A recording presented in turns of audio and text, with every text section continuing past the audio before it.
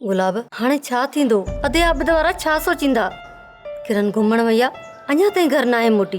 मूंखे त का बि ॻाल्हि सम्झ में कान थी अचे। तुंहिंजे लाड ऐं प्यार किरण खे बिगाड़े छॾियो आहे। हा, मूं चयो त मांसि त घर न अचिजे। तूं त बसि हर ठिकर मुंहिंजे मथां थी वञी। बसि न, तो छो न रोकियो हुनखे? छा किरण मुंहिंजी ॻाल्हि मञींदी आहे? पोइ भला खणी मुंहिंजे मथे में सिरोटो ई हण। बाबा, अम्मा, किरण अची वई।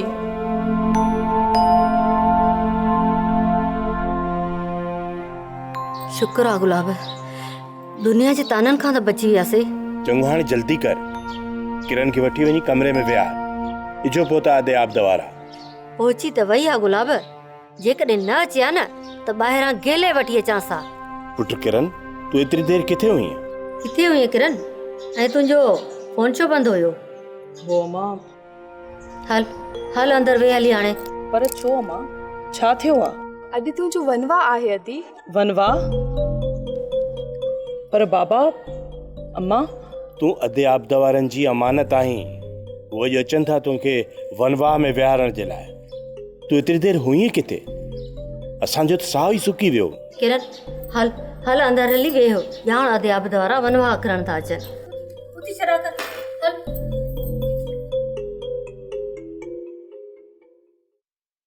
उन छोकिरीअ जी पंहिंजे सोट सां मंगणी तय कई ऐं संदसि अॼु वनवाह आहे। पोइ छा थी पियो अदा?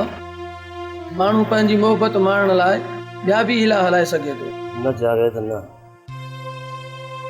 हाणे दिलि जी मुराद पूरी करण जे लाइ रिश्तनि सां बग़ावत करणी पवंदी। त छा तव्हां सॼी ज़िंदगी पंहिंजे दिलि अॻियां ॾोहारी थी गुज़ारींदव? इन नाज़ुक रिश्तनि जो मान रखंदे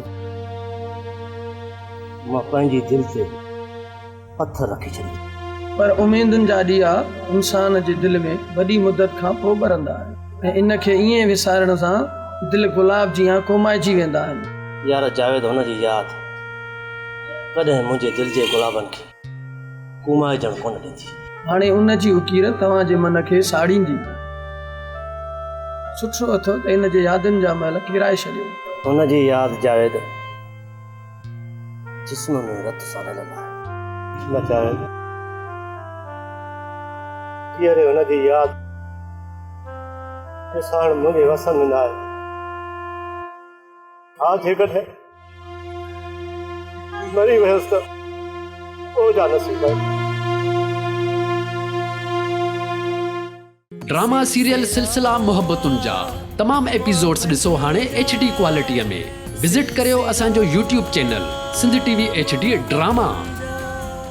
सब्सक्राइब कयो असांजो official YouTube channel Sindh TV HD drama ऐं वधीक अपडेट लाइ बेल आइकन खे क्लिक करियो।